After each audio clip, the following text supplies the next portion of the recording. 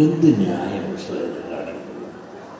ഇവിടെ 14 യൂണിവേഴ്സിറ്റി ഉണ്ട്, ഒരൊറ്റ യൂണിവേഴ്സിറ്റി വെച്ചിട്ടുണ്ട്.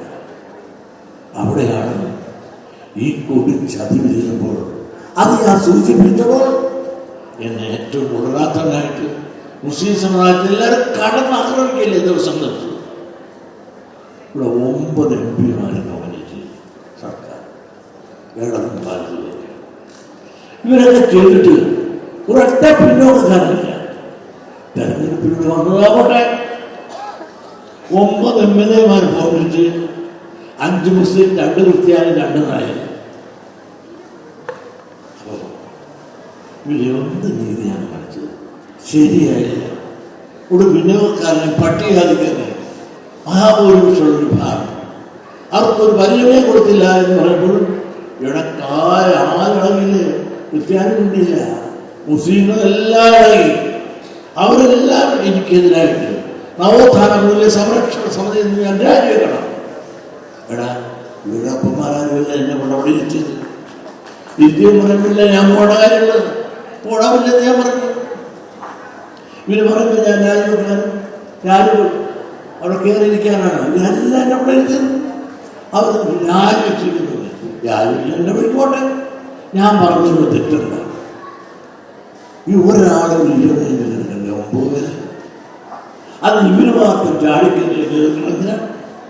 അപ്പോൾ ഈ മുസ്ലിം സമുദായത്തിന് ഇന്നത്തെ നേതൃത്വം പ്രത്യേകിച്ചും എന്നെ ആക്രമിക്കുക, അങ്ങനെ ഈഴ സമുദായത്തെ ആക്രമിക്കുക എന്നൊരു ശൈലിയും പ്രതിജ്ഞയും എടുത്തിട്ട് ഇറങ്ങിയിരിക്കുന്ന കാലം ഇത് നാം തിരിച്ചറിയും.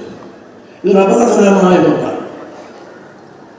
നമ്മുടെ ശത്രുപക്ഷത്തെ നിർത്തിക്കൊണ്ടും സമുദായത്തെ തകർക്കാൻ, നമ്മുടെ സംഘടിത ശക്തിയെ തകർക്കാൻ നമ്മളൊന്നായി നിന്നുകൊണ്ടാണ് ഇങ്ങനെ ആയെങ്കിൽ നമ്മൾ ഒന്നാകരുത്, നന്നാകരുത് എന്ന് പറഞ്ഞു. സത്യം പറഞ്ഞാൽ ഇത് ഞാൻ പറഞ്ഞത് നുണയാണ്, നേരല്ലേ? ജനാധിപത്യത്തിൽ നമുക്കും വേണ്ടേ അധികാരമെന്നും നോമിനേറ്റ് ചെയ്തപ്പോൾ ഇടതുപക്ഷ ഗവൺമെന്റ് തന്നില്ല, വലതുപക്ഷം തന്നില്ല എങ്കിൽ അത് തുറന്നു പറഞ്ഞാൽ ഞാൻ വർഗീയവാദിയാണ്. ഞാൻ സാമൂഹ്യ സത്യങ്ങൾ തുറന്നു പറയും. ആ സാമൂഹ്യ സത്യങ്ങൾ തുറന്നു പറയുമ്പോൾ അത് നേരുണ്ടെങ്കിൽ അത് ഉൾക്കൊള്ളണ്ടേ? അത് ഉൾക്കൊള്ളാനാണ് ഞാൻ പറയുന്നത്. ഇത് പറയാതിരിന്നാൽ ആര് നമുക്ക് എന്തുവരും? രാഷ്ട്രീയ മുഖം നോക്കാതെ സാമൂഹ്യ സത്യങ്ങൾ തുറന്നു പറയുകയാണ്. അതനുസരിച്ച് നീതി നിഷേധിക്കപ്പെടുന്ന അവസരങ്ങളില്ല നീതിക്ക് വേണ്ടി ശക്തമായി പോരാടാൻ SNDP തയ്യാറാണ്. ആ തയ്യാറാവുന്നതുകൊണ്ടാണ് നിങ്ങളെന്നെ വിശ്വസിച്ച് 30 കൊല്ലം സഹിച്ചത്. എനിക്ക് സ്വകാര്യ താല്പര്യമില്ല, വേറൊരു കസേരയിലേക്ക് പോകാൻ താല്പര്യമില്ല, ഒരു MD ആകേണ്ട, ചെയർമാനാകേണ്ട, ഒന്നിനും പോകണ്ട. നിങ്ങളേൽപ്പിച്ച കസേര പിന്നെ മഹത്വം മനസ്സിലാക്കി അതിലിരുന്നുകൊണ്ട് ഈ പാവപ്പെട്ടവന്റെ കണ്ണീരൊപ്പാൻ, അവൻ നിഷേധിക്കപ്പെട്ട അവകാശങ്ങൾ പിടിച്ചു വാങ്ങാൻ എന്നെ കൊണ്ടാകാവുന്നതെല്ലാം ചെയ്യുക. ഇനിയും ചെയ്യും, നാളെ ചെയ്യും. ആ എന്ത് പറഞ്ഞാലും എന്റെ കോലം കത്തിച്ചാലും ആ പറഞ്ഞുകൊണ്ട് തന്നെ ഇരിക്കും. അത് സാമൂഹ്യ നീതിയുടെ ഭാഗമാണ്. ഈഴവ സമുദായത്തിന് ഇന്ന് വന്ന് തകർന്ന് തരിപ്പണമായി മണ്ണോട് ചേർന്നിരിക്കുന്നു. വിദ്യാഭ്യാസ മേഖലകളിൽ ആരുമില്ല, സാമ്പത്തികമായും അവൻ തകർന്നു, വീടില്ല.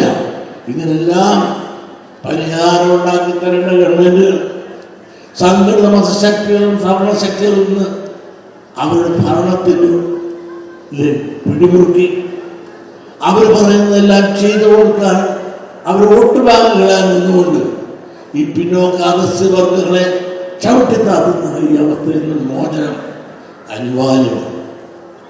അതിനുവേണ്ടി ആരോടും യുദ്ധം ചെയ്യാനില്ല. നമ്മൾ നന്നാണ്.